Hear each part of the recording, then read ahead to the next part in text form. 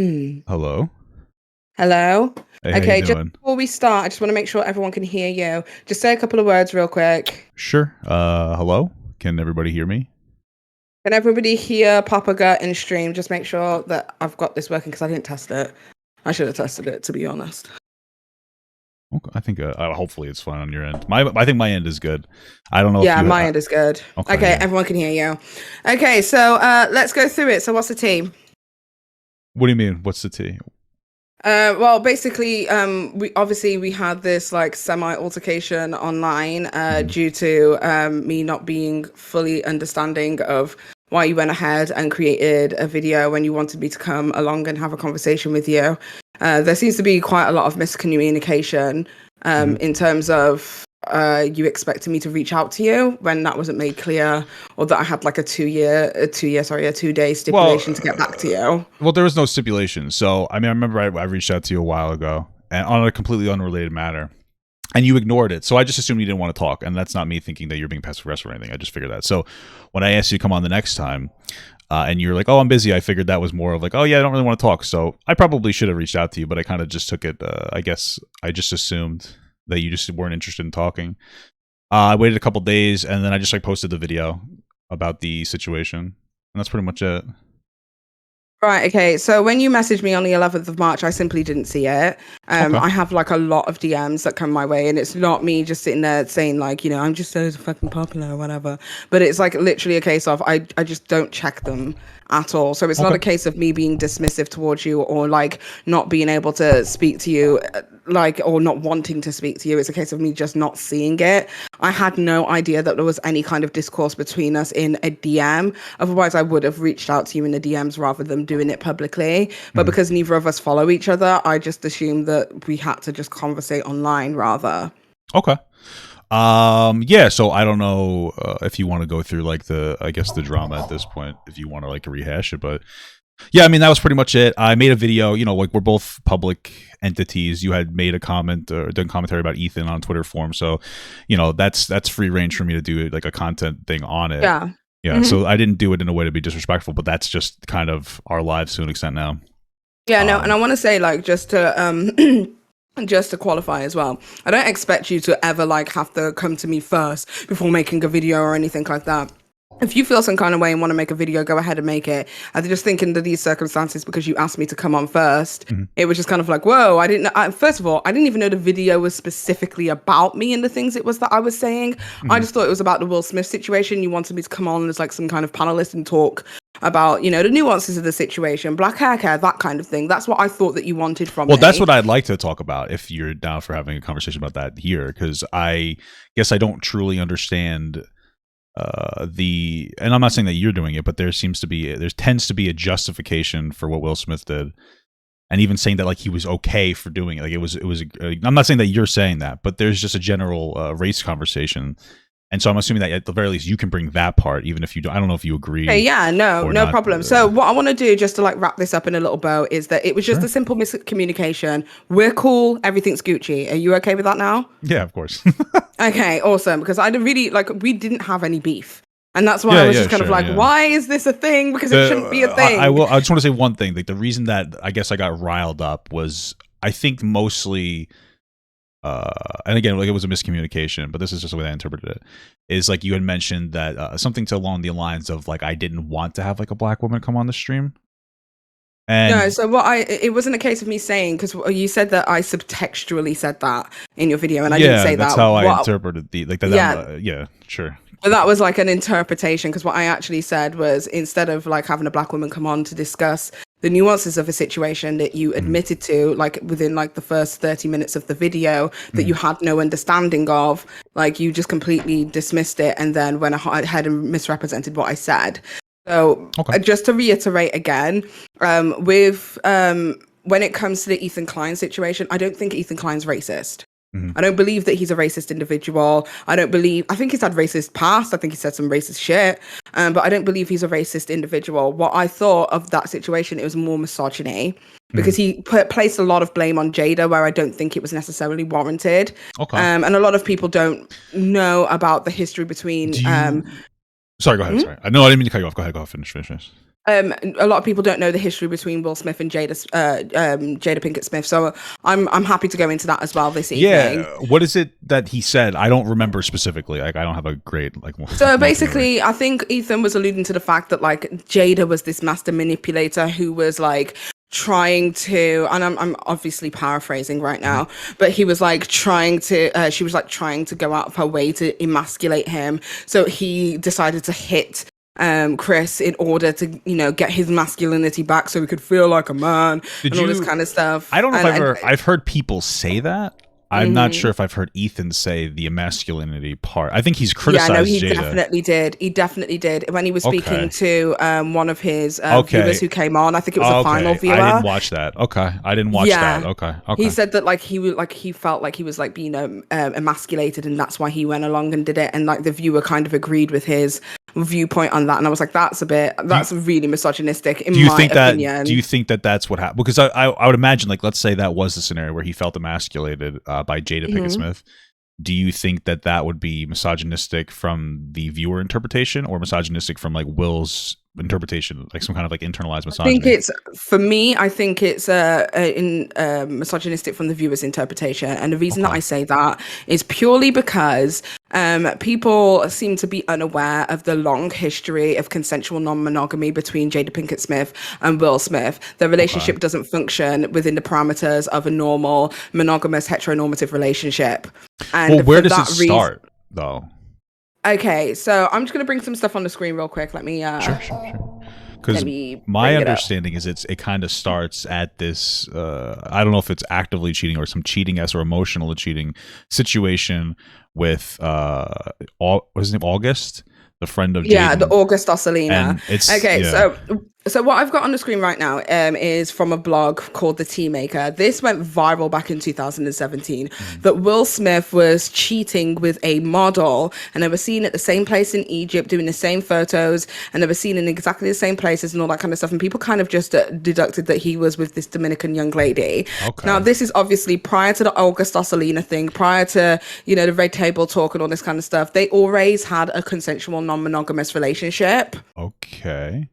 And I think that what people don't understand is that it was always okay on Will Smith's part. There's another article here that I'm bringing up right now. What's from this girl's E-News. This girl, oh God, what's her name? Model Heidi De La Rosa. Her name is Heidi De La Rosa, who's signed with IMG Models. Okay. So she's like a model. But there's loads of different. Seen this before.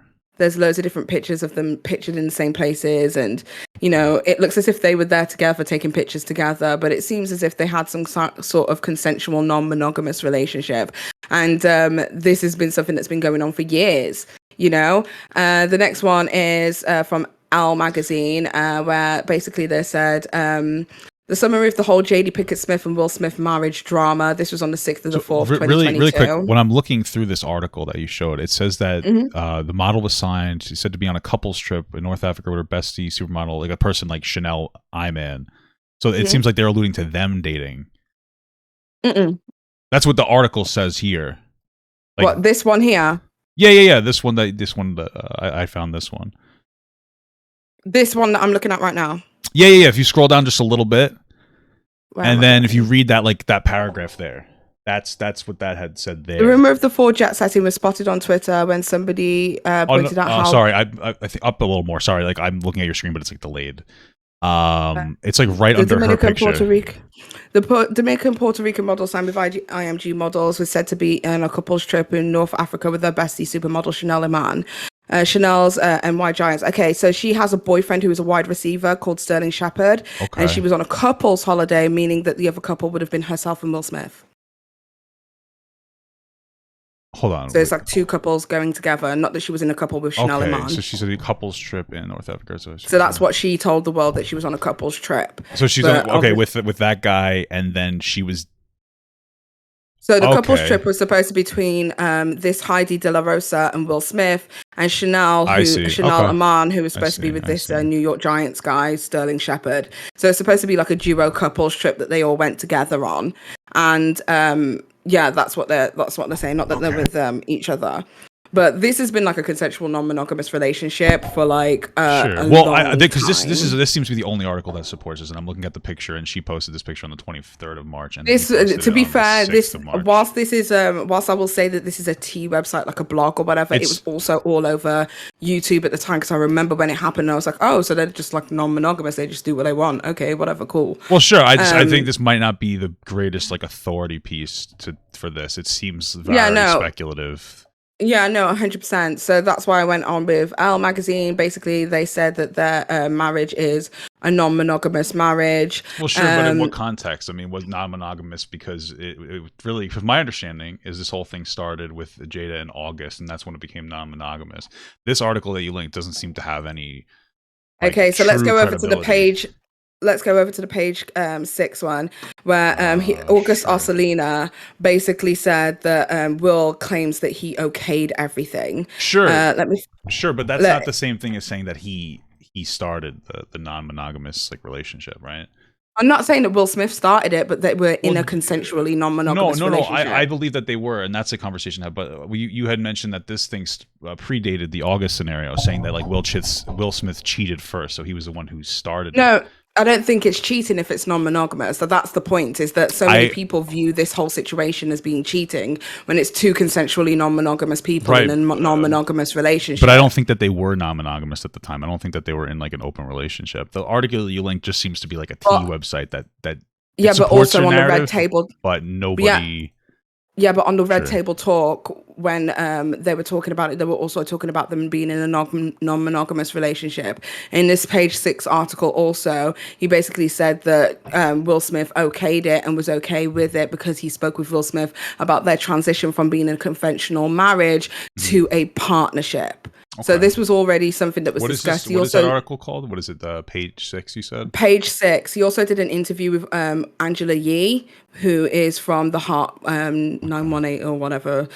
She's like a radio DJ, and he did a long interview over there as well, where he stated exactly the same. Can you just send me that article through Discord really quick?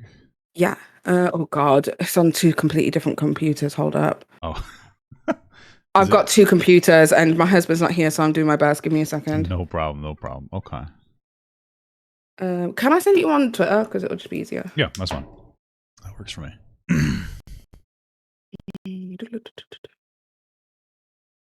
Okay. Right, okay, I just sent that. So you should be able to see it. Okay. Then there's another one by The Independent. And Jada Pinkett Smith also said in this one, and I don't suggest our road for everybody. I don't suggest this is a road for everybody. But the experiences and the freedom that we've given one another and the unconditional support to me is the highest definition of love.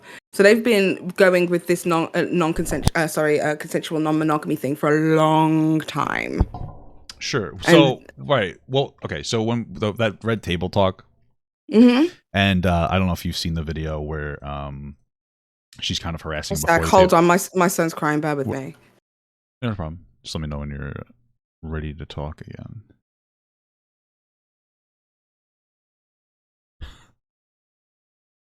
I guess it gives me time to read this article.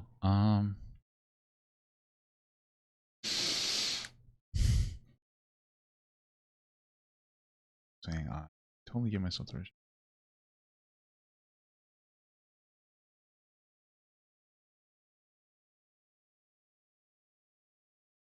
Sorry about that. No my son needs some Calpol. Yeah, he's really going through it this month. He's like teething really, really bad, and it's just sucky for everybody else around. But my mum's here, so she's dealing with it. Okay. Say hi to your mom for me then. Yeah, I will do. What was I saying? Sorry. Oh no, I was saying something. Yeah. Okay. So I think all right. So most people, we were talking about the Red Table Talk thing. Yeah. I think that seems to be. He seems to have a lot of frustration going in with that situation, and a lot of people's understanding of the situation. This is my understanding, and this makes the most sense to me. Was that I think I'll call it that engagement or entanglement with August was the catalyst for their relationship becoming open, and a lot of that can be supported because they're both on record. Will talking about how he likes like a traditional relationship, that Jada didn't really want a traditional relationship. And so it seems like the transition point didn't happen in a 100% mutual way necessarily. It happened more where Jada did what she wanted and then Will abided. Now, I'm not saying that doesn't take responsibility away from Will Smith, because he said, okay, let's do it after some form of encouragement. But I think that's where most people come from. And that's where people get the idea that like Jada is manipulative. And I don't know if you've seen the clip where she's before, I think it's that table talk conversation. She's kind of harassing him, like she's like, oh, can you say something along the lines of like, oh, how much my mother helped us in our relationship? And he's like, please don't film me. And there just seems to be a lot of boundary I issues saw that today. well. I saw that today. Yeah. And so I think that's where people get to that be honest, idea I think from. I think that was a very toxic moment from her, especially if he like, okay, if you put a camera on somebody and they're uncomfortable, but then when he expressed that he was uncomfortable with it, she should have just cut the shit then, but she didn't. Do you think that there's like do you think that it's reasonable for people to think that, I'm not saying she's a horrible person, but that maybe she's like toxic and there could be like a level of toxicity in a relationship and possibly a level of manipulation, not because she's a woman, just based on the context clues that people are given? I think that it's only up to the couples to decide the parameters of their relationships, and I think that it's very difficult to say that, you know, something's very one-sided when we only get a snippet. With the August Osalina situation, when he came out, he spoke about it purely because, and he said in the Angela Yee interview that he was losing deals, he was losing money and all this kind of stuff. So he wanted just to be upfront about what happened between himself and Jada. And it was only when Jada brought that to the Red Table Talk that everybody was aware of their their consensual non-monogamous relationship. Why does he lose? Do you know, like, I don't know about this. I never really heard of it. August Osalina basically gave up a lot of his life for her. So he stopped producing as much music. He stopped doing this. He stopped doing that. So he was the one who lost the deals? Is that, or was it Will that lost the deals? No, Will didn't lose any deals. Okay, sorry. I just misheard. Okay. Yeah, but that's when she kind of called it an entanglement, because I think when it was supposed to be a consensual non-monogamous relationship, I don't think that, in my humble opinion, this is just my perspective, I could be completely wrong because obviously I'm only peeking into somebody else's life. Okay. But from my perspective, the way that it looked to me was as if she didn't intend for that relationship to get as deep as it was, you know, and maybe the parameters of how deep involved in a relationship that you could be with somebody in a consensual non-monogamous relationship wasn't really discussed between the two of them. Because August Osalina said in his interview with Angela Yee something along the lines of, I think he said, I can die happy now knowing that I truly gave myself to another human being. That's August saying that. Deep. Yeah, that's deep. That's really deep. That means he loved her beyond anything else in this universe, that he was willing to give up anything for her. And I guess because she was always going to be 100% attached to her main relationship, her most predominant relationship, she would never give herself entirely to him. And I think that that's ultimately what crushed him, in my opinion. Okay. So what you're saying, just if I was hearing correctly, that's why you're saying that they were in an open relationship, but you think that Jada may have gone beyond the boundaries or the established boundaries, or even the non-established boundaries. Like maybe there was either it was beyond the boundaries that they discussed, or it was a boundary that they never discussed and they went beyond it.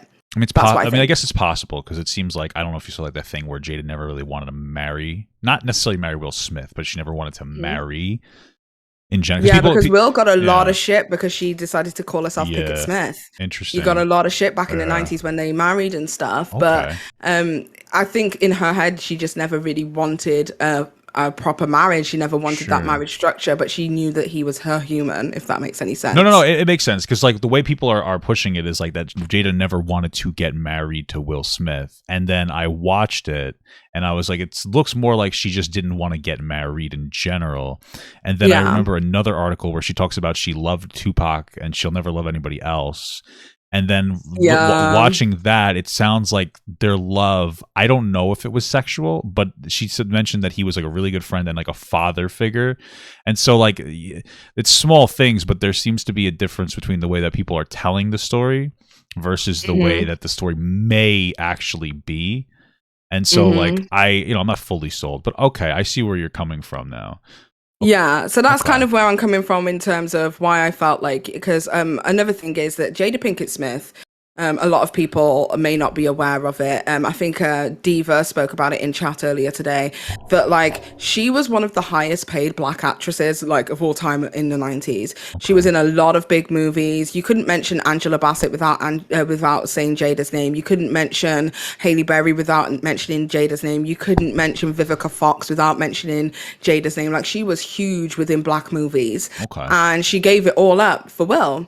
And when, Will and his movies and the things it was that he was involved in, the black community in general wasn't being supported by the Oscar, she boycotted it. And, Chris Rock obviously, took a joke, poked fun at and laughed at it in 2016. So she's shown a tremendous amount of support and willing to put her life on hold in order to allow the people around her, including her children as well, to flourish. And on one of the most important days of his life, because everyone was pretty much aware he was going to be winning that Oscar that evening, Chris decided to take another jab at Jada. And I can understand, honestly, under those parameters, why he felt so strongly. Does it justify why he hit somebody? Absolutely not. But I can understand it, most definitely. Well, I would say before we get into that specifically, I think a lot of people noticed that when the punch happened, or the slap, excuse me, when the slap happened, when the joke happened, the initial response was Will Smith was laughing and Jada was upset. And so it seemed like a weird flipping of the script for Will Smith to... I had like a whole discussion about this on Twitter. So this is for me, this feels like a cultural thing. Have you ever watched a movie where like the bad guy kind of like does this with his nose, looks up at the guy, and then boom, it comes out fucking nowhere? Yeah, it's kind of like one of those things. It's like, I find that in a black culture specifically, we'll see somebody engage in an altercation with somebody and they'll be like, aha, you think it's funny? You think it's what? Bang! In their face. And that is just something that I've seen. So for me, it just feels like it was like a diversion tactic to me. That's what I saw it as. I could be completely wrong 100%. But to me, it seemed like a diversion tactic, like a diversion laugh. Like he was laughing in his face to make him feel like he was comfortable, but boom, he was going to get hit. It's kind of like a sucker punch, if you will. Yeah, I just want to like, because I understand what you're saying. Like I've seen that before where people laugh. It doesn't. I'm just trying to watch. I mean, there's only so much that they show on him. I'm watching on my stream. I don't know if you're looking at my stream or not.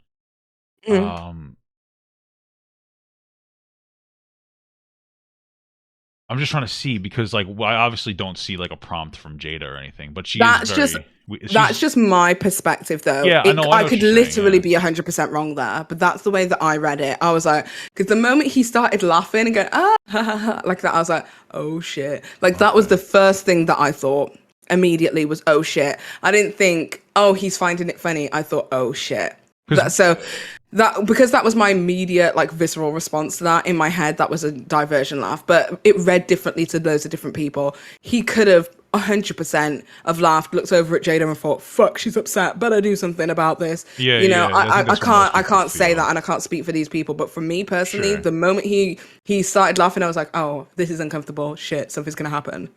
So yeah, because a lot of people are running with the narrative that like he laughed and then there's some interaction between him and Jada that prompted him to, because like when I look at it, and I know you give me your perspective, I just look at it and I don't see just like a laugh. He also like claps. I know that sounds like a small mannerism, but like when you do like the fake laugh, I just feel like that part's genuine. Like he actually thought that was kind of funny, and then something may have prompted him. I will say though that I understand what you're saying, where just because he saw Jada really upset doesn't mean that it's her fault that he did that thing. It doesn't. Yeah, and I think a lot of people are spinning this as if like Jada is like Will Smith's keeper or something, and I'm just like, no, I can see absolutely it. not. I don't. Well, here's the thing, because it seems like I think undeniably from both our perspective that Jada seems to be very strong, a very strong woman, and yeah, I 100%. Do think regardless of how consensual their relationship is, Will just may not be a particularly strong person or able to handle that type of engagement. And that's not Jada's fault. It may be the responsibility lies in him for being a little bit like maybe weak-willed in some capacity. Like maybe he would have been better walking away from Jada if he didn't actually want it. I mean, this is all very speculative. Maybe that's part of it. And maybe he does feel like he has to overcompensate by expressing his masculinity. I don't really know. I know she looked satisfied after the slap. But yeah, I mean, I mean, here's the thing though, because I said, because a lot of people were like, you think that he deserved that? I don't think he deserved it. Well, But at the same time, like, I ain't tripping over it. Like, well, like, my if thing Gaz did is, that for me, I'd be kind of like, well, fist bump under the table. I understand that. I do. But, within full context, this is a comedian who's paid to make jokes on the stage. And, he made a joke and it really wasn't that bad. He made fun of her for being kind of bald and she has alopecia. And I can understand why people get upset about that. But to go to this area where he hits him, I mean, I don't even, I just, it's obviously not the right thing to do. And I feel like that's where a lot of people are upset too. It's not just that he slapped him, it's that he slapped him and then he got his award and then he had a meltdown saying that love makes you do crazy things. And I know a lot of people were talking about how they felt like that was like the calling card of a potential domestic abuser as well, doing something violent, being very quick to violence, because that was a very quick response to violence, and then justifying it by saying, well, love makes you do crazy things. I think when he was speaking about love making you do crazy things, he was also speaking about, the award it was that he won for playing Venus and Serena's father. Do you get what I mean? That he even went into detail speaking about the fact that, in the movie, he was supposed to be these girls' protectors and he has this overwhelming urge to protect Black women. So I think he kind of contextualized it, but the clips that just went out to social media was just 100%. I watched the whole thing. I never got that. Yeah. I never. Well, I did. I definitely got that. For me personally, though, I just don't think that what he did was correct and the way he went about that was correct. I just think that I can understand. And the nuance for me of the situation is not just, Chris Rock making fun of Jada in the past, like whatever, we can move past that. But the fact that he made a video called Good Hair, the Good Hair video was not very well received by the Black community as a whole. Okay. The way he spoke about, Black people within the community and, a lot of hair shaming and stuff like that. What is it that he said? Like, you don't have to give me like the specifics. Just like for instance, he like interviewed a family and there was like a child who was like 6 years old who was getting their hair relaxed and all this kind of stuff. Instead of like talking about, the fact that we are so hell-bent on adhering to Eurocentric standards of beauty that we are literally doing things that are intentionally destroying our hair in order to, fit the status quo. Mm-hmm. He kind of just like, mom shamed a little bit of the mother who made that decision. And I think that sometimes what people don't understand is that with racial assimilation is that we kind of have to fit the narrative. We've seen so many occasions, especially within the Black community, and that's the only one that I can really speak for, where, people are being, I've seen a video of a young boy who had his dreadlocks cut off so that he could be involved in a wrestling event because they saw that as, too distracting. I've watched a video of a young boy in the United Kingdom who was told that he needed to braid down his fro because the fro was too distracting to the class. And this is our natural hair in its natural form. Even in my, home country of Jamaica, where, Rastafarians run rife over there, they live happily over there. There was a family who weren't necessarily Rastafarians, because obviously that is a religion, but they did have their hair in dreadlocks, and they basically said that their children couldn't attend this private school because their child had dreadlocks. And when they took it to the court did not take their side. Bearing in mind, this is fucking Jamaica. The court did not take their side. They took the side of the school and said that this kid could not attend this private school. I'm just curious, was it like a Black school? Yeah, well, I mean, everything's going to be a Black school in Jamaica. Like, but that's the question is then, does it come down to like some kind of like a Eurocentric issue, or does it come down more to maybe those dreadlocks were like legitimately distracting in that school environment? Because the racial element would be to some extent like reasonably removed. I think it's more so adhering to Eurocentric standards of beauty, because obviously if you've got the money to pay for a private school somewhere like in Jamaica and stuff like that, they want you to act and be in a certain way in comparison to everybody else, if that makes sense. Because if you were to go to a regular school in Jamaica, having dreadlocks would not be an issue. Okay, I don't know enough about Jamaica. I would personally assume that there isn't like this big invasion of like Eurocentric beauty standards in Jamaica. I could be wrong. 100% wrong. We have a huge situation in Jamaica with people lightening their skin. Stuff like cake soap is readily available for people to consume. There's a lot of stipulations on Eurocentric standards of beauty that have been in Jamaica for a long time. It's just one of those things. It's happening even in second world countries, is what I'm trying to say. Okay. colonialism. Okay, I'm Oh, my seeing mum's just come over. Nearer to white is right. And even in a black country like Jamaica, they have the attitude that the fairer you are, the nicer you are. Okay, yeah, I'm reading that right now. It's got to the stage that even in a black country, that we're prejudiced against the darker ones of our own race, and that's just the way it is.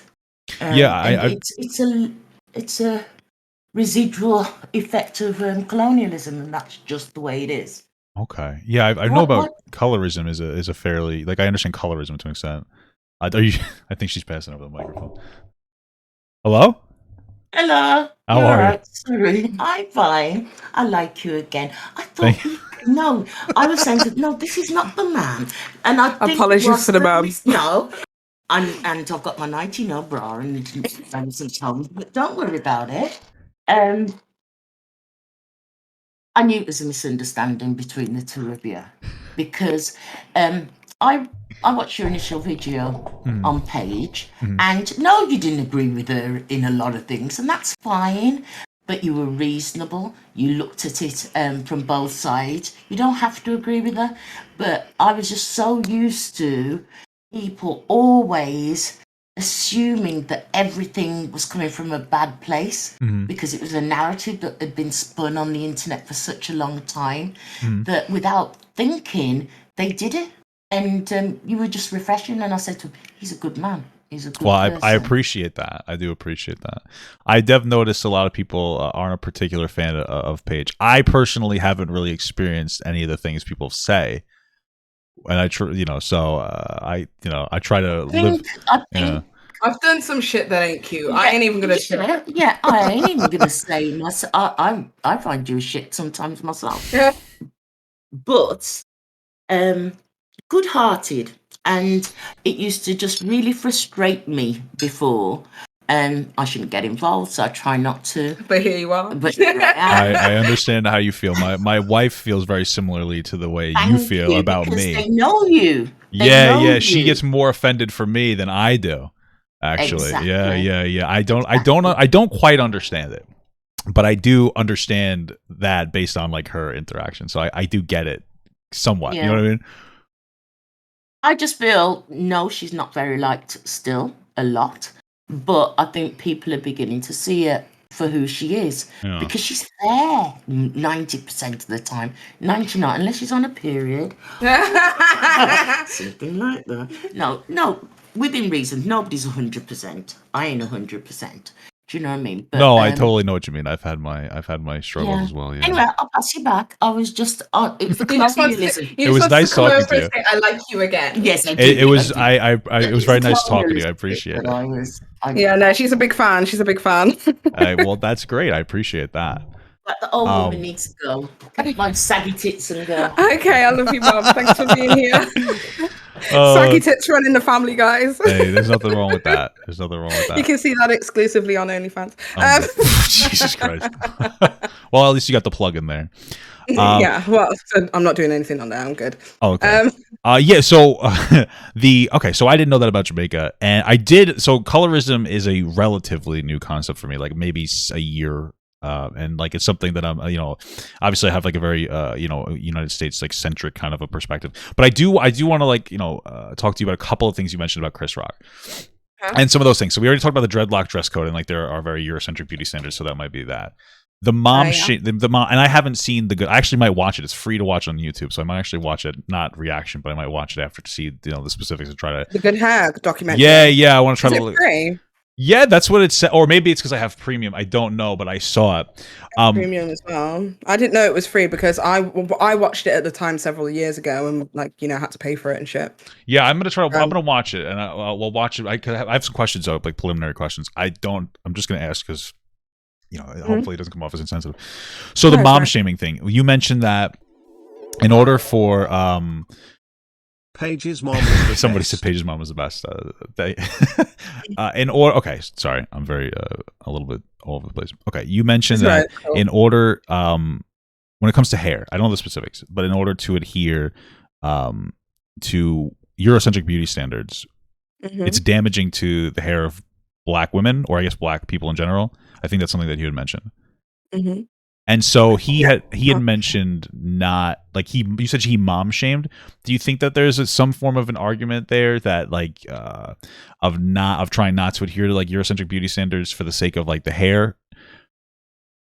Yeah. So essentially, when you texturize your hair, relax your hair, and use no lye or anything like that in your hair, it's just not good for your hair. If you've got good, strong hair that can hold it and live well with it, then that's fine. I've relaxed, texturized my hair on several occasions, and every single time that I'm pregnant and lose my nutrients, my hair disappears. It's just one of those things.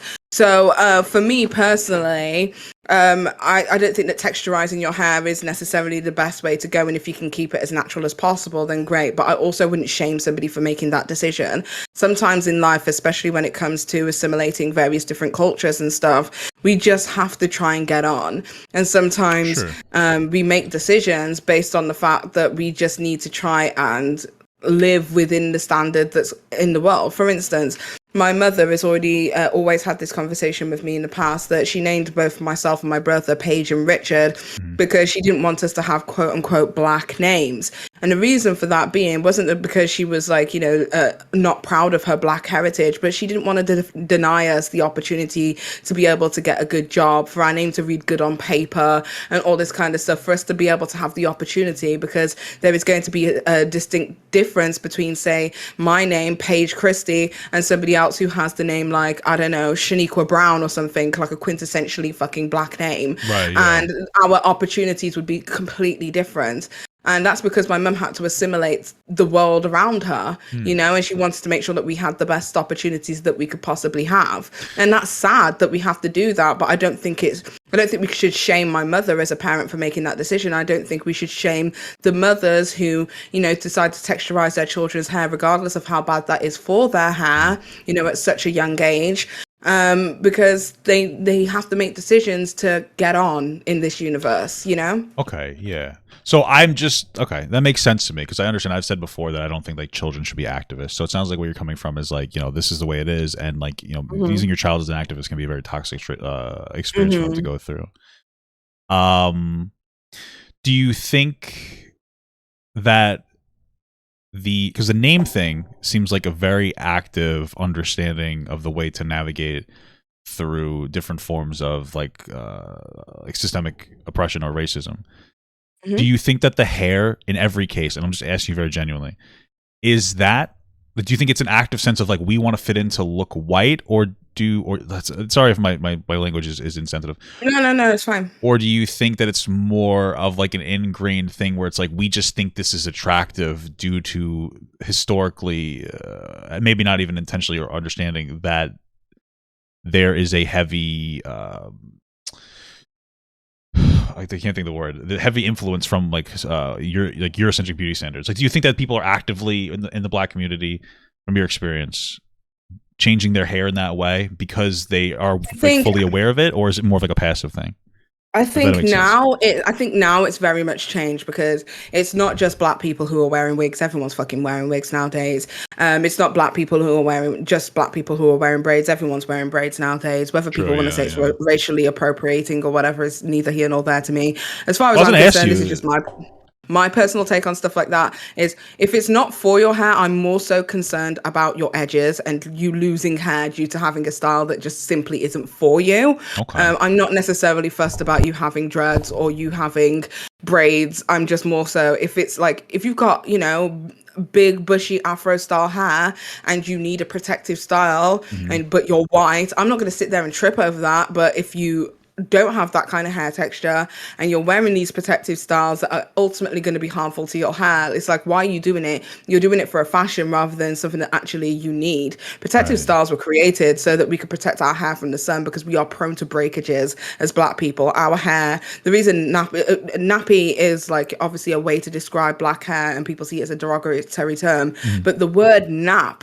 is basically a word that signifies two coils of hair locking around each other like that. Okay. So when you have a nappy hair, right, think of it like a shoelace, right? If you use a comb or you brush it or whatever, it's like putting your fingers through the middle of a knot in a shoelace. Now, either the shoelace is going to undo or you're going to tighten the knot. And that's what happens every single time we do things like brushing our hair on a regular basis.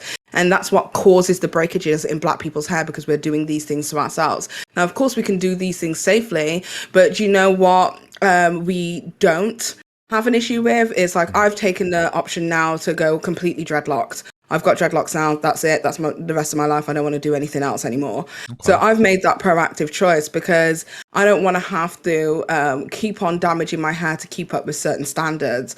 I'm just going to let my hair grow. And if my hair grows naturally in dreadlocks, I'm not going to put that pressure on the hair. Do you understand what I mean? And there's just so many different things. Like, black hair care is such a ritual. Like, doing black hair became such a ritual for me, because when I do my hair, it becomes an all-day event. It's like from 10 a.m. in the morning right the way through to 7 p.m. at night, I am doing my hair. People don't understand this ritual. It's like a long thing and it's so strenuous. So for me personally, I decided I wanted to go dreadlock because I want to be able to, wash my hair and go about my day, instead of it just being this long ritual that I have to do, at least once every 3 to 4 weeks. It's a long, long thing. And I just kind of feel like now we had the natural community boom of, like, say, 2016, where there was a lot of natural hair YouTubers teaching people how to look after their hair naturally. And then we've now recently seen the boom of people just predominantly wearing wigs and braiding their hair down in a protective style. But the majority of Black women nowadays, I would say, aren't texturizing their hair in the same way that they were previously. That's positive progress. At one point in my life, that was definitely the cultural norm. Okay, that makes sense. A quick question. You could totally just say no. What's your mom's first name? You could say no. I'm just curious. No, her name's Brenda. Everyone knows. Okay. We call her Petty Mama over here. Okay, I was just curious because you were mentioning the name thing before, and I didn't know if, like, she had, like, I don't know if you say more traditional name, or if, like, her mother also had the same experience. This was something that was passed down from my grandmother. So my auntie who passed away is called Margaret Elizabeth Forbes. Okay. And obviously Margaret is Princess Margaret, Elizabeth is Queen Elizabeth. Like, they chose names. They really were trying to... You understand what I mean? It was something that was passed down from my grandmother in Jamaica. Oh, wow. My grandmother's name is Winifred.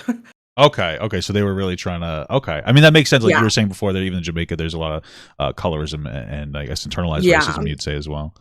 100%. Okay. It's like, obviously, like, I've known some basic concepts, but it's obviously a lot of information for me to take in. So, like, I'm asking questions, and I know that some people probably would think they're ignorant, but I just need to ask Shall questions. I tell you what, though? Something you said before, honestly, because I've had a lot of people reach out to me to say the same thing.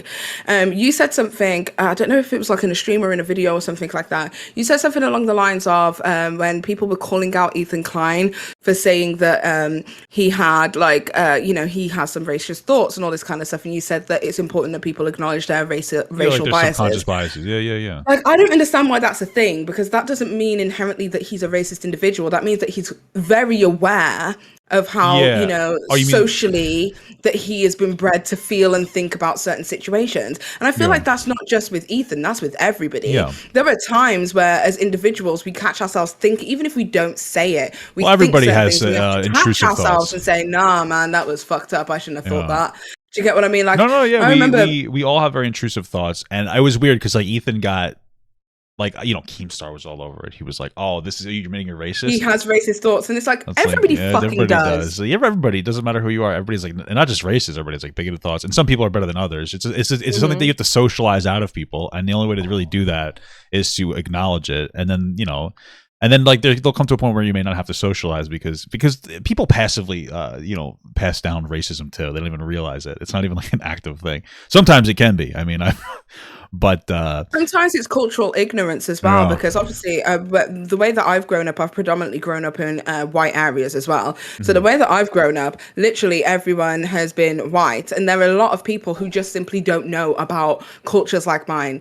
And I feel like sometimes when I see POC people, and whilst I understand it can be very exhausting to constantly explain your stance, There is genuinely people out there who are 100% ignorant, and we should not be scared of, or we should not stifle people from asking questions that could help them better understand certain situations, if that makes sense. No, it makes sense. Like, well, no, I know what so you like mean. how you're when you were like asking questions to me like a few minutes ago, and you were saying stuff like, oh, I'm sorry if this comes across ignorant. You shouldn't have to qualify yourself by saying stuff like, oh, I'm sorry if it comes across ignorant. Ignorant questions comes to better fucking answers. Well, what I will if that say, makes any sense. It does, and I know this is gonna sound so weird because like I'm gonna use like a weird term, like it's like almost like a quote unquote like white struggle, and I know that sounds so stupid, but it's one of those things where like white people, and obviously like this isn't within the realm of like white people are a victim, but it's one of those things where it's very like a very no-node to ask questions that might come off as racist or ignorant.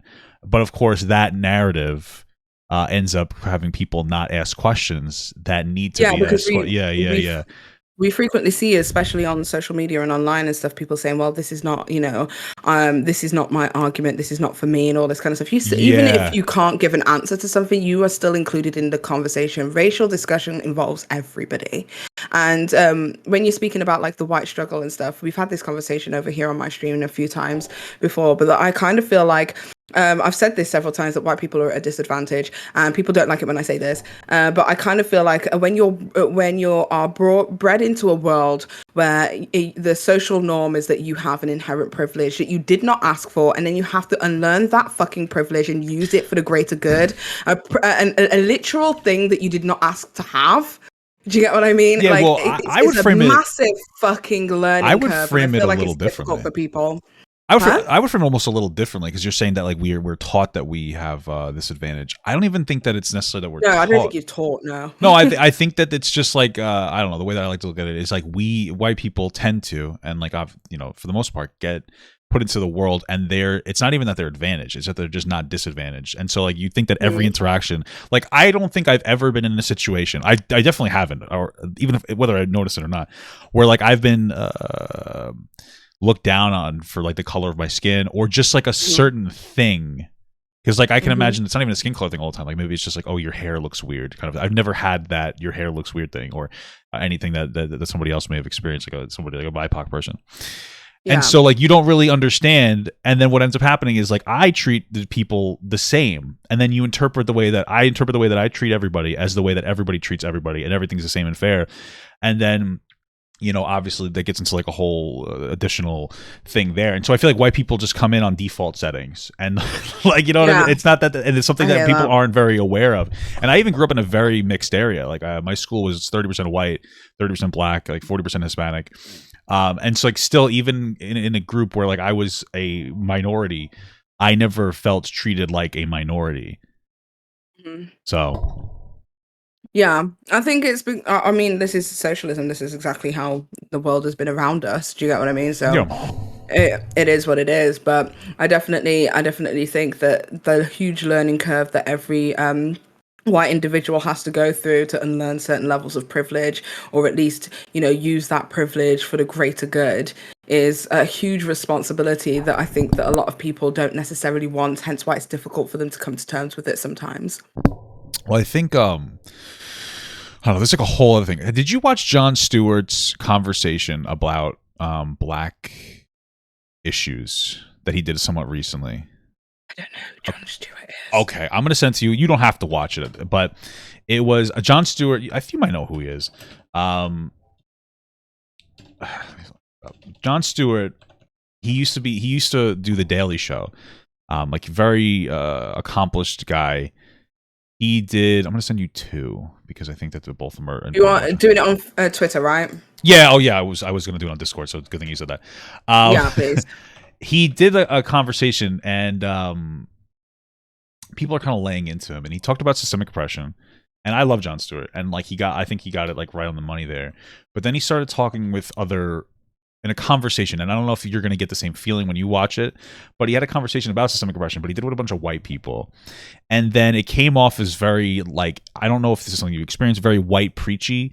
And one of the things he said in particular bothered me, and what he said was, I'm very tired of having to educate other white people, something along these lines, on racism. which to me, and again, I don't know if it's something that you've experienced, that feels like the only reason for white people to talk about racism is to educate other white people. Because from what talking to you, the public narrative seems to be that you don't know what the fuck you're talking about on anything. And from talking to you, I get the exact opposite impression that you know more than most other, even black people I've talked to about this stuff. And so it's interesting. That's an interesting thing to me because I feel like, and I wouldn't consider myself like an ally or an activist. I don't think that's like weird to me. But as somebody who speaks on issues in like marginalized communities, that's the whole point of a white person doing it, is to speak from a place where like I understand. I literally had this conversation with my mum. I understand. I understand why white people are ignorant, because I was, and even still am, an ignorant white person. And so like that's the whole responsibility, is that there are some white people who are receptive to the conversation about black issues and some that aren't, and they just need to be taught differently. And that's kind of how I was taught through like Jon Stewart. And it's been probably what is it? It's like an 8-year process. I started like 2016 introducing into these types of issues, and we're still learning. And so like that bothered me a lot from him. And I don't know how you'd feel about that. You should take a look at it. I've got people saying everyone in America knows who Jon Stewart is. I've just looked at his profile. I have absolutely no idea who this is. You still don't know who he is after seeing him? No, sorry, I don't. I'm going to have to familiarize surprising. myself with it. But what I will say is me and my mum were having this conversation because somebody left a comment under our discourse earlier and then said, I'm sick of Papa Gut white-splaining stuff to us and blah, blah, blah. And I said to Mum, I was like, Mum, I think it's actually fucking important that white people white-splain. And the reason I say this is sometimes people don't like it when it comes from a black person's mouth. And whilst that shouldn't be okay, obviously, as far as I'm concerned, that's like using your allyship to educate another person. Because sometimes it's like right message, wrong messenger. And sometimes white people, especially if they are new to understanding their own privileges and stuff like that, are on the defense from the jump and are unwilling to listen. 100%. Do you get what I mean? So white-splaining to me is definitely important, as long as it's to white people and not to black people or people of, whatever culture it is that you're white-splaining for, Yeah, no, absolutely. That's the way that I feel as well. It's interesting because like it is funny. I've heard that every once in a while, and it is what it is. It's unfortunate though, because sometimes actually this is a question I'm going to ask in an Ethan context. Do you think that Ethan is afraid to talk to black people? Difficult conversation. Do I think that Ethan not because he's racist? Afraid? I don't think he's racist. No, I don't think so either. But it can be scary. Ignorant. It can be. I think he's ignorant. I think he doesn't. Okay, this is like I know a lot of people hate. I don't think he has many black friends. I don't think so either. And that's such a weird thing to say because but it's so hard to say. It was so hard for you to say that because I agree with you what you're saying. But people when you said that, people are going to interpret that as they're going to go right to the I have black friends argument. And they're going to say, like, you're just reinforcing that. And that's, like, obviously an argument I've seen before. I've talked to, like, legitimate racists. Like, well, I have black friends. But there is something about being comfortable around black people that doesn't seem to be super... Like that, I'm very comfortable around. That's why I act like an idiot around black people, and I ask questions that might be considered ignorant because, like, I'm very comfortable, and that's something that some people like aren't super familiar with, like being comfortable around black people or asking very tough, important questions to people. And Ethan might be that guy, which is most guys. I think it's a lot of white people. I think so, and it's not. I don't think it's a case of him being racist per se. I just think it's just he's not very well experienced being in an environment where his voice isn't the only voice. Because I find a lot, especially on his podcast, that if nobody aligns with his point of view and his voice, they're stupid. Fuck you. Do you get what I mean? And I find that very difficult to listen to because whilst he might have this is the thing with Ethan. He's not dumb. He has some really fucking smart, solid points sometimes. And sometimes he makes some really fucking good points and hot takes that even I agree with. But then sometimes he's just so far fucking to the other side that I'm just like, oh, come on, Ethan, come on. And I think a part of me is kind of only disappointed purely because I'm rooting for him, if that makes any sense. No, I know what like you mean. I want it to click. I want him to get it because I feel like his voice then will be so much more fucking powerful. Well, I think that it's actually funny because it almost sounds like you're expressing a struggle that I'm going through with Ethan, where I want to like him and I know I have higher expectations of him than like Keemstar, for instance. And then sometimes he seems like really well connected, and then sometimes he just disconnects on a lot of things. Yeah. And I don't know Okay, so why. just to take the conversation to a different space, Sure, okay. What do you think about the whole I Show Speed controversy? 1 second, I just have a little gas. I'm gonna mute myself. Sorry. So you have a little bit of gas. I'm just a little gassy, and I had to mute and just get as much of it as possible. I can't control it. I didn't want to burp out. It's interesting because okay. You asked me a very loaded question because okay. All right. Be honest. No. It's loaded because it's hard to communicate parts of it to people without them know. And like, I'm not saying you, but like to my audience that don't know my entire, we'll say, career on social media. So when I look at I Show Speed, I think that the initial thing is like there's an issue. There's like a lot of issues. There's an issue with toxicity in gaming communities that create spaces of like that aren't inclusive for particular people. Like, and obviously the way that he was being toxic, he tends to create a space that's not particularly inviting for women. And obviously that's bad and that's wrong. And that is a big issue. There's also another factor where he seems to encourage racism from his audience. And I think that really stresses him out. And there's probably a conversation about some kind of, I don't know, almost like a Dave Chappelle effect when it comes to that. Cause I've seen people being incredibly... It gives me like very trauma porn shit. Yeah. Like he revels in it somewhat.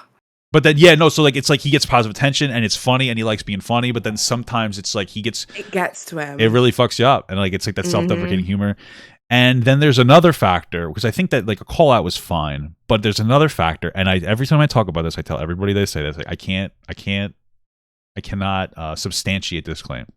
I can't say that this is a matter of fact, but in my experience, I feel like there's a very disproportionately high amount of negative energy or lack of charitability to young Black creators who do the wrong thing. Agreed. And I've experienced that with I had somebody, his name was Denelli on TikTok. He had 3.5 million followers, and he was being transphobic. Like he did reactions where he just like either just like put a thumbs up or a thumbs down, basically. And when he would see somebody like cross dress or transition, he would put like a thumbs. It wasn't a thumbs down; it was like a blank face, basically, which was transphobic. It got called out. He got his account banned, which I don't think was necessarily that bad. But then he even said before it was banned, he's like, "I'm going to stop." And then like some guy named Hart Throbert attacked him on his Instagram. So Denelli called that out. And then he's like, "You're just being homophobic again," and people are calling me the F slur, even though his fans were calling him like the N word. And then he was on a watch list where I swear 9 or 10 accounts of his got banned, and like every single time it would be like a week, and they would just ban him. And that was his first introduction of that. Then there was this issue with the B family and Killick, where I don't know if you know that at all. That situation. Yeah, but I think I learned about that situation through your channel, if I'm honest. Yeah, it was like the B family is like a big channel. You covered it quite a lot, yeah. Yeah, it was like 10 million, whatever. And then they had the issue where like he did a wrong thing. Like, he was talking shit to the kid, and then he said something disparaging about the daughter. Yeah. And they intentionally overly matured him. They said he was like a predator, he was a rapist, he had a bad father, basically. And they tried to deplatform him. I think they said he was like 21 or something. They said he was like nowhere near that age. They said he was 19. And he was verifiably 17 in his Instagram and is 16 in his Twitter. He hadn't updated. And then after they acknowledged that he was only 17, they continued to call him a grown man in like the next video. So it's like this over maturing to prescribe like a punishment. And that was like my second. And at the time, that was a hot take because so many people like literally railed you for that opinion. Yeah, they weren't super into it. But I was like, listen, I don't know how to fully substantiate it. It's just like you feel a certain way. Especially after listening to, because I've had my moments, but I've tried to listen to the narrative, and then that was like the second instance I think of that I've experienced, and then this was another one, and I'm like, I don't know if it's there, but it feels like a little bit of pearl clutching, and I think that part of it also is because on social media we're incredibly hyperbolic, where every scenario that makes people uncomfortable, they use the most extreme version. Like you'll see an inappropriate relationship between two people, and it's grooming. Right? Like it's inappropriate, but it's not grooming, but they say it's grooming because they want to overload it. And that seems to be what it is. The part of it's that too. It just seems like there's not as much charitability going on with like Black creators from what I've seen when it comes to them doing bad things. Yeah, because there was a lot of people who was like, "Oh, he should have his platform taken away from him. Insane. They should take," and I was just like, "Dude, it's not that deep. Trust me, I get it. He's rude.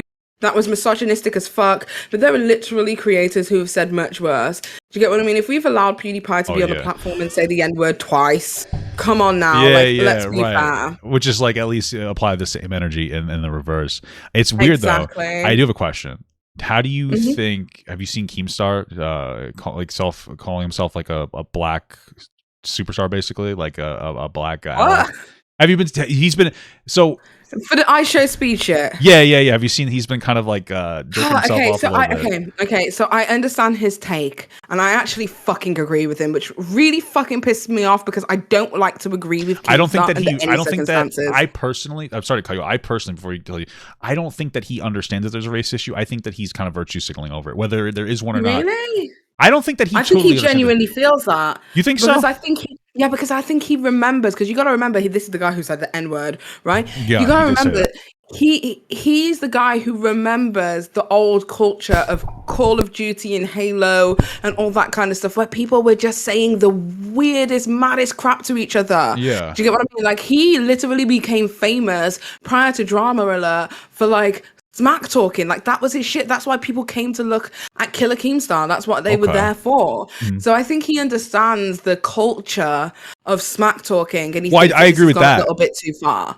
So I think that he genuinely thinks that they're taking things too far with this black content creator. And I think he is shedding a light on it, but I hate the fact that I fucking agree with him for doing what he's doing. He occasionally does. He does occasionally have good takes. Like, he had a good take on the whole. A broken clock is right twice a week. Twice a week, twice a day.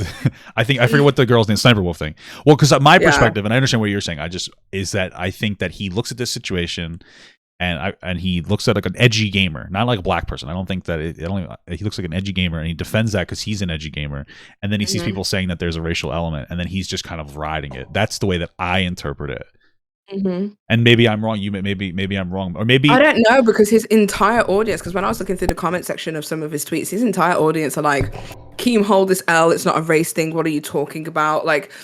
The majority, and bearing in mind his audience is predominantly young kids, right? They all watch KSI and stuff like that.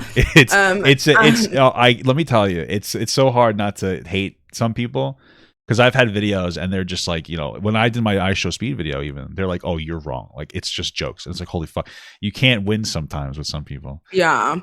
Yeah, 100%. So his audience was just literally just not having it, and he still carried on. Okay. So I was like, I don't think this is virtue signaling, because if it was, he'd kind of pull back a little bit, but he went harder, and then he went on to make a video, and then he went on to call out that Jake guy and all of his, previous misogyny in the past. And I was like, God damn it, why are we agreeing with Keem right now? Because I'm agreeing. My interpretation with the past call-outs was less because he was calling out like legitimate misogyny, and more just like reinforcing and driving his original narrative. I personally just don't think it comes from a genuine place. I think it comes more from like, I want to be right. But it makes it what you're saying, where his audience is disagreeing with him. Maybe he just hears, because there are some black creators that are saying there's a race element. Maybe he hears that and he says like, I don't understand it, but I'm gonna go with it, because that's like it's kind of what you're supposed to do, right? It's kind of go with like the going narrative and like listen to black people. So maybe that's what he's doing.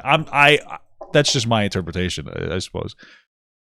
Well, I mean, I hope he's doing it for the right reasons. I can't speak on like what it is that he's doing it for. I hope he's doing it for the right reasons, but I definitely agree with the narrative it is that he's pulling right now, because I think it's correct. I think that we also have to remember I Show Speed is 17 years old. Yeah. And like, people are pulling clips where he was like saying stuff like, I would fuck the shit out of this 16-year-old or something like that. And it's like, dude, he was 16 at the time. Like, yeah, well, are you talking about the sexual assault jokes? Not the one where he was like, "Who's gonna stop me?" Yeah, no, that was a mess. Yeah, and he definitely deserved to be banned from Twitch for that. That was fucking gross. Did he get banned from Twitch for that?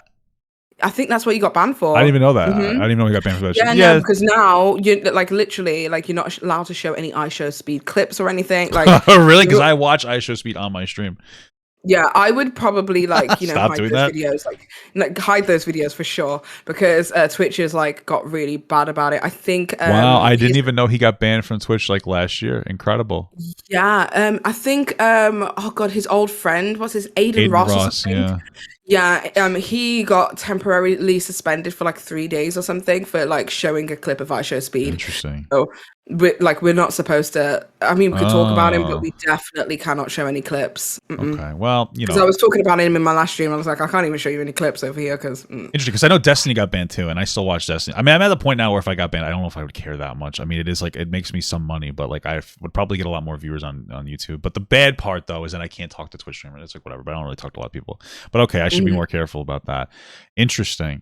Okay, Okay. Well, I think it's been a really positive discussion. I'm glad we were able to hash it out and also get to the crux of what it was that we intended to discuss in the first Yeah, place. for sure. Hopefully, we could sit down again and talk more. Hmm. Because obviously that was a very interesting conversation. I wanted to Well, ask you a little bit. yeah. Oh, just about Aiden Raw. If you don't have the time, you could step out. But No, I've got a lot of time. My kid's in bed now. He's fully asleep. So, okay, all right. Yeah, it's like later than over there, isn't it? yeah. Um, okay, Aiden. So, what is your? Do you know who Illuminati is? Who? Illuminati. You probably didn't see I that. recognize the name. Oh, because he I did like a have call out on no idea. Aiden Ross and said that like Aiden Ross was acting basically too gay with like black people. That's pretty. I don't know. I like they have nothing. If you don't know who he is, then I got nothing. All right, then I have one last question, and that truly is Yeah. why did you change your name from Petty Page to like it's like Paige Christie now, right?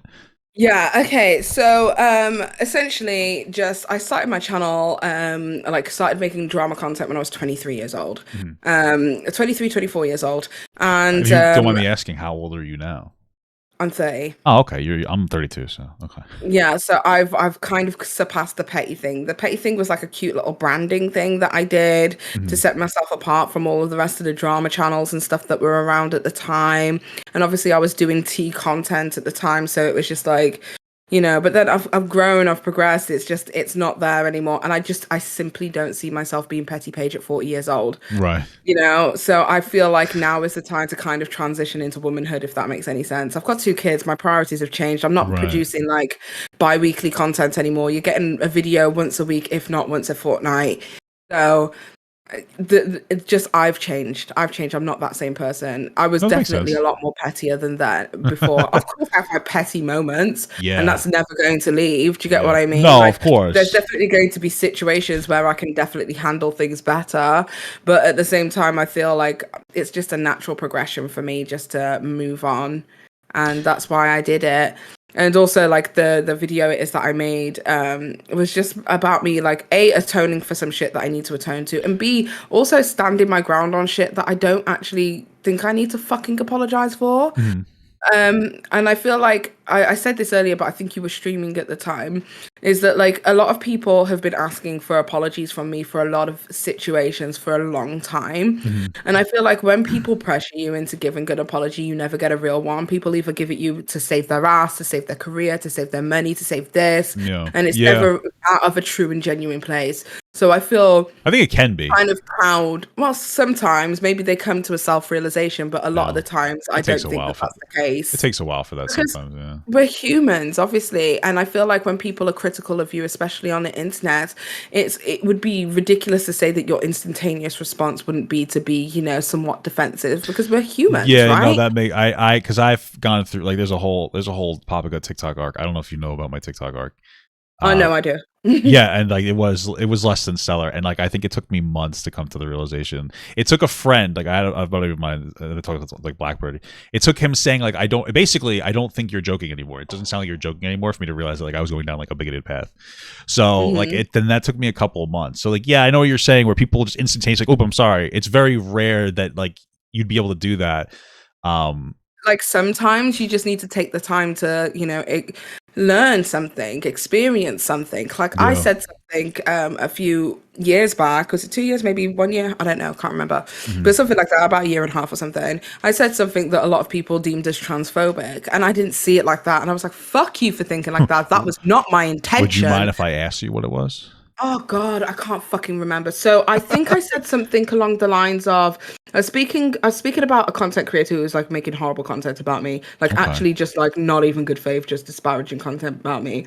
And I said something along the lines of I can't remember what I said. I think it's in my video. It's in my video. I definitely referenced this Mhm. in my video, but I can't remember what exactly it is that I said. But a lot of people took it as transphobic. Yeah. And I remember at the time I think I said, your experience is not comparable to my black experience or something like that, because I Okay. think she is a person of mixed heritage, and they don't share that exact same. I was mainly speaking about colorism. The what they experience isn't the same. Like we can't Okay. compare the two. Is what I was trying to say. Don't quote me. I might be completely wrong if I'm honest. And Right. people were just like picking up on the fact that I said black woman and this person was a trans person. And basically people felt as if because I mentioned the fact that I was a woman, that I was basically alluding to the notion that they were Okay. not. And that was definitely 100% not my intent. Yeah, right. And it took me a while. I told people to go fuck themselves over it numerous times. And then I spoke to a friend of mine who's trans, and then they broke it down to me in a way that I understood that was not in bad faith. They basically said, Paige, never, because you're cisgender, never in your life has anyone ever had to question your womanhood. So you can understand how somebody else would be hypersensitive to the fact that, you know, your verbiage may have alluded to something that may not have been the case, but definitely made them feel some kind of way. And I was like, oh, I hurt somebody. I need to fucking apologize. So then I did. I get that. You know, and luckily they did accept my apology at the time. I don't know whether they do now because they still hate me. But at the same time that they did, you know, accept the apology at the time. And I think back to moments like that and I think to myself, like, these are things that need to be learned in real time. Because at the time I had my backup. I was defensive. I was upset. I couldn't understand why people were taking and making their own intentions out of words that I said. But I really, really just needed to recognize that I had the potential to not just hurt this person, but hurt numerous people. And that was never my intent. So I need to apologize for that at the bare minimum, you know? Yeah. And I feel like personally, that's what real fucking growth is. I'd much rather apologize for things in real time than people try and, you know, accost me or bully me or, you know, attack me on social media for me to apologize for something that I don't feel at the time. I'd much rather feel it and it be real when I do it. You know? That makes perfect. No, I understand exactly what you mean. You know, like a lot of times you know, some people are just like quick to jump like, oh, I'm sorry, but they don't really know why they're sorry. That's a big thing. Like I ask a lot, like, well, when people say they're sorry, like content creators, I'm like, well, why? What is that? What does it mean? What does it mean to be sorry? Listen, you don't have to answer this question. I'm a little curious though. What you think about Mysterious T? Mysterious T? Yeah. I don't know if I don't have any thoughts anymore. I think at the time I probably did, but I actually don't have any thoughts anymore. Let me just click on her channel real quick. Yeah, because I get a lot of people message me about Mysterious T all the time, and I just don't respond. So she hasn't been posting a lot. Yeah, that's Mysterious T's content revolves around Trisha Paytas predominantly. I think, the last stream was a month ago and it was of Jeff Wittig. Prior to then, they're talking about Trisha Paytas being pregnant, Trisha Paytas, a car crash, Trisha Paytas' relationship patterns, Trisha Paytas fails at being vegan, just all of that shit. When you surround your content around one content creator, you fall into a little bit of a hole. This is the same thing I have with the people who make videos on like foodie beauty and stuff like that. You fall into a little bit of a hole where drama content on like one person, it becomes like a thing, you know. It becomes very difficult for you to veer anywhere else because nothing else ever does any better. I feel like Hello Leash found herself in that thing where she wasn't talking about Gabby Hanna, the videos weren't performing. And I feel like it's important to diversify your content. For me personally, I don't have any thoughts on Mysterious T. I don't hate them or dislike them for any reasons. I just think that I don't agree with you, and I feel like that's fine. Like, that's fine not to agree with you. Like, I don't agree with you. I don't think that we should be penalizing Trisha Paytas for not getting 100% facts correct on certain situations that pertain to their own personal trauma. Do you know what I mean? I understand what you're. I personally think that Trisha is like an inconsistent bad person, and I understand what you're saying though, that it can get. I feel like that's one of the problems. It borders into the territory of like, you know, not like hyper specifically questioning survivors of sexual assault, but I feel like Trisha like weaponizes these social narratives to try to push punishment off or criticism off of herself. And that's where I come from with, and like maybe, you know, that might be a bad faith interpretation, but I think that she kind of deserves, generally speaking, maybe not in this case, a bad faith interpretation, you know? I understand the bad faith interpretation, and I genuinely believe that there have been situations where Trisha Paytas has 100% misrepresented the truth. However, what I think is that we set a negative precedence when we sit down and dissect somebody else's sexual assault and decide for ourselves as viewers whether they are telling the truth or not without an actual verdict being made. As far as I'm concerned, I feel like we should believe all survivors. And if she isn't a survivor, that fucking sucks. Well, that's the thing for me is like, I think that we should listen to all potential survivors, but you know, it's a difficult conversation because obviously sexual assault survivors have been like repressed in general. So now we have like almost a slingshot effect where there are times where we may over-validate some people who claim to be sexual assault survivors. And I'm not saying that she's not one, but I think that the believe all people narrative that can get down like a road because there are bad people who will really fake anything to try to identify with something to really as like either a fashion statement or to try to appear oppressed so that they can come off as, you know, have a justification for a particular behavior or whatnot. I kind of feel like under the same merit, though, we have somebody who has had like, you know, egregious past and negative things it is that they've done and said, say somebody like Amberlynn Reid. And then when they came out with being, you know, diagnosed with cancer, they didn't provide any substantiated proof to everybody, but everybody believed them. So it's just kind of like, you know, you can have a negative past and still at the same time be a victim of something. That's true. And I kind of feel like with Trisha, it's possible that they could be a victim of something. I just don't think it's our place as viewers to sit there and dissect something. It's one thing to want her to rectify the wrong in, you know, making an assertion about Mr. Riney that wasn't true, but then to turn around and say justice for Mr. Riney, who she has named as her personal abuser, feels very icky to me. Because if this is it's her word against a dead man's word, and people are choosing the dead man that they actually know less of than fucking Trisha Paytas. Well, I think that's the thing, though, is that they look at the dead guy and then they see like unsubstantiated claims, the claims that she said could be substantiated, and then they also see Trisha as like kind of a bad person. I will say though, to what you were saying, is that this whole thing started after Ethan's fallout, and so there's probably a conversation to have about like the retaliation effect.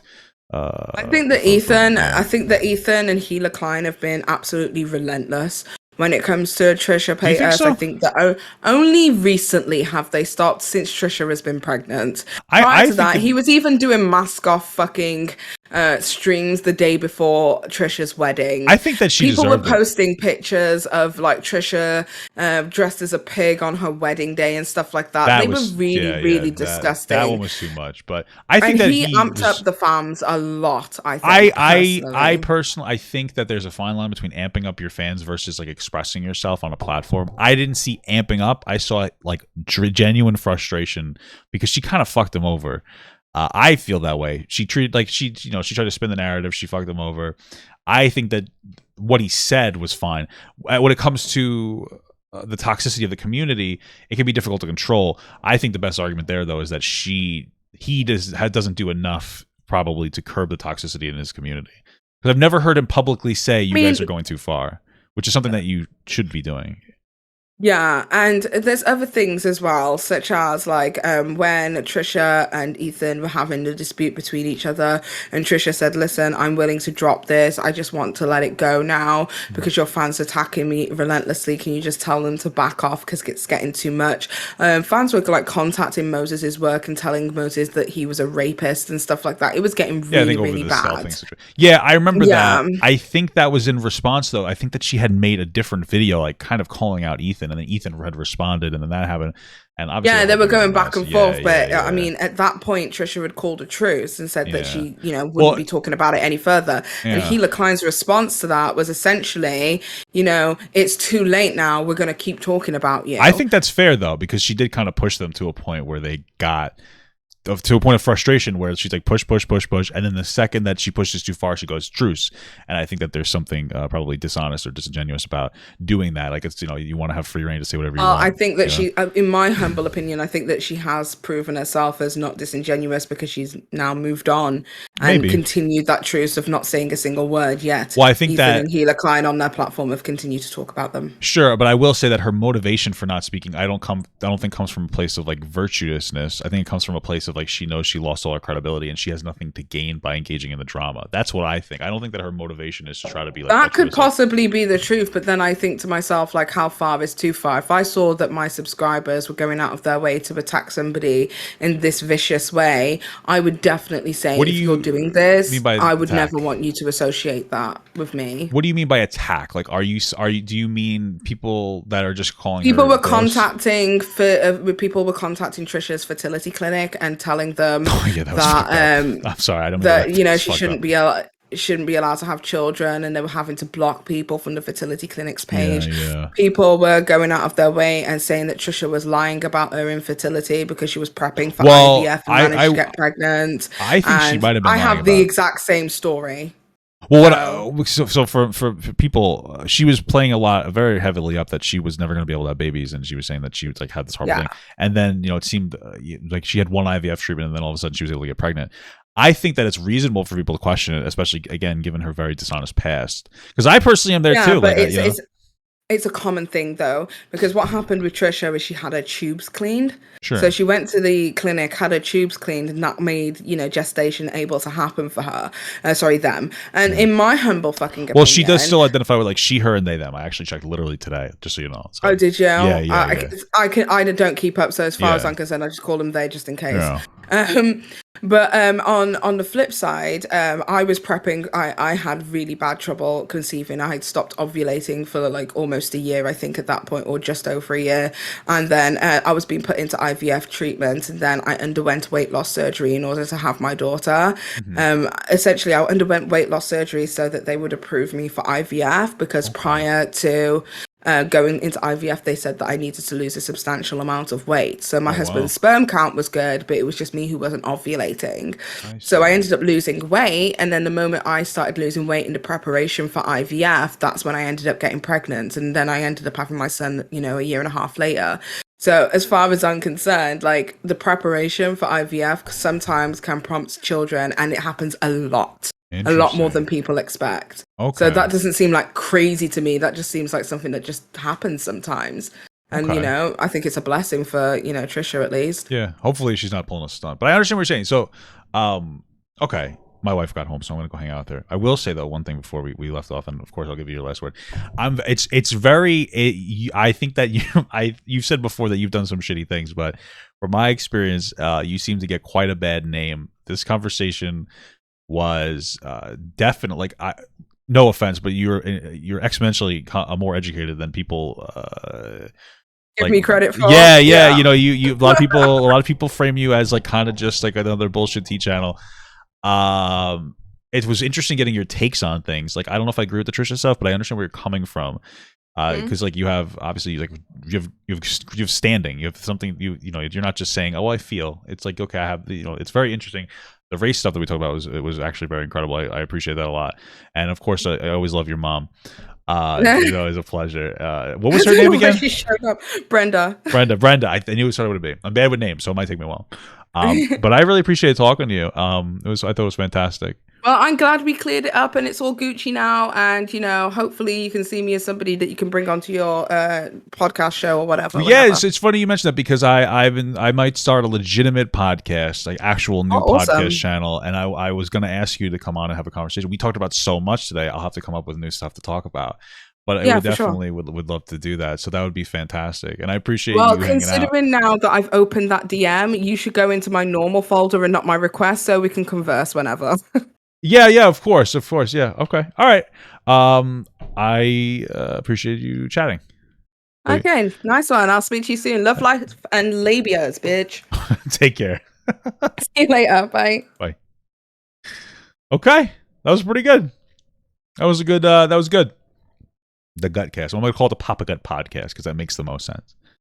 Yeah, that was a really nice conversation. I'm just gonna do a quick recap and then we're gonna find someone to raid. That was a good conversation. I enjoyed it a lot. I'm actually very surprised. I'm fucking like honestly very surprised about how like I don't know, just like educational it was.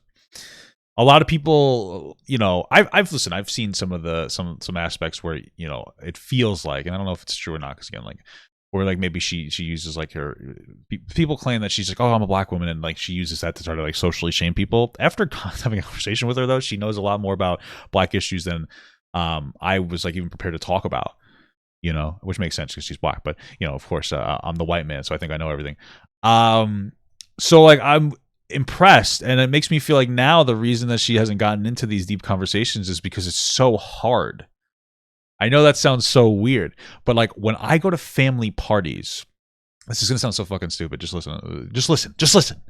When I go to family parties, I like to think that I'm relatively educated when it comes to like a lot of these like social narratives, and my family will bring something up, and I could totally sit down and I could have a conversation with it.